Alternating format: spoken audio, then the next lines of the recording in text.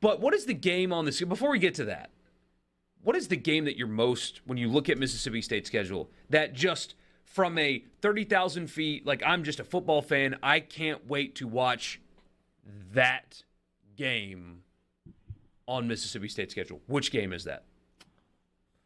That's a good question, because just as a casual fan, and if you're not invested in Mississippi State, I guess the answer is Texas A&M. You know, you beat them a season ago. They got to come to Starkville the week before they play Alabama, so there's plenty of storyline stuff there. For me personally, there's two SEC games. Obviously the Egg Bowl, but I'm not even go into that. But the LSU game in Week 3, I think State will be 2-0. I think they'll beat Memphis and beat Arizona. Those games will be tougher than maybe people are thinking, but they'll win them. And then you go to Baton Rouge to play an LSU team that I don't think is going to be all that great, and it's so early in the season they may not have figured a whole lot of things out. You won the last time you were there. Has the potential to be a big win for Mississippi State if they can get it. And then Arkansas, that's a game, when we to sort of give you a tease of what's ahead, but State's 0-2 under Leach against Arkansas. And that comes after, Mullen and Moorhead from 13 to 19 were 6-1. So, I mean, State had turned Arkansas, a game that they perennially lost, they turned it into a game that they usually won. You need to get that game back over in the win column if you want to have the kind of season you're planning to, if you want to reach your goals for 2022. That was a really good football game a season ago. Will Rogers played great. KJ Jefferson played great. That's two of the best quarterbacks in the SEC going head-to-head, and they're two very different quarterbacks, too, that's always a fun thing to me, right? The contrasting styles. Jefferson just running the ball down your throat. Will Rogers just picking you apart from back there in the pocket. Should be a fun game. Should be two really good teams, two teams that can, not challenge for the West because Alabama's going to be far and away better, but could be if they play their cards right and they win the games they're supposed to, could be a team that find themselves into a Big Six bowl. Yeah, that Arkansas game, that atmosphere should be insane for that Arkansas game. At least I think it should. Should be, yeah. Should be. Yeah, it depends on what State's record is at that point. LSU's winnable for sure. At least they should be. That Arizona game, you're right. They will be better than Arizona. They should win the game. They'll probably be a double-digit favorite, I had to guess. But 10 o'clock, right? It's 10 o'clock Central is when that game will kick 10 off. 10 Central, 8 local, yeah. 8 o'clock Arizona time. 10 o'clock in likely a very sleepy environment in Tucson. They've had real trouble getting people to show up there the last couple of years. The team's been bad. That's really why. So 10 o'clock your time, sleepy environment. They're not going to lose the game. That's not what I'm saying, because they're not going to. At least I don't think so. Mm-hmm.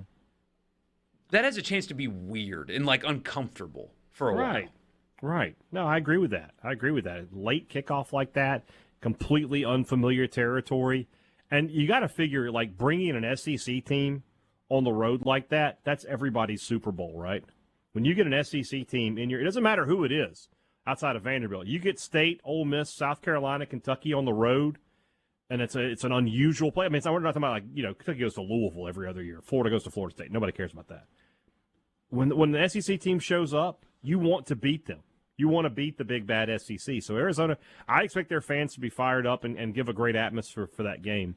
We'll see if they're 1-0. I don't know who Arizona plays week 1, and I'm not going to look it up. But, and of course, State should be coming off that game against Memphis, which you mentioned a little bit earlier. And, I mean, if ever there was a revenge game for Mississippi State, that's the one, right? You got to think they want to pound Memphis in that game. We'll see if they can. Arizona has the dumbest schedule to start the season maybe in the history of schedules for bad teams. They start the season on the road at San Diego State, who has been very, very good under Brady Hoke lately. Very good, exceptionally good. Then they host Mississippi State, and then they host North Dakota State, the best FCS team in America. Could very easily be 0-3 going into conference play. Why on earth, if you're Arizona, are you scheduling a road game at one of the better Group of 5 programs in America? Because, and we've talked about it so many times, that game was probably scheduled in 2014. Yeah. 2013.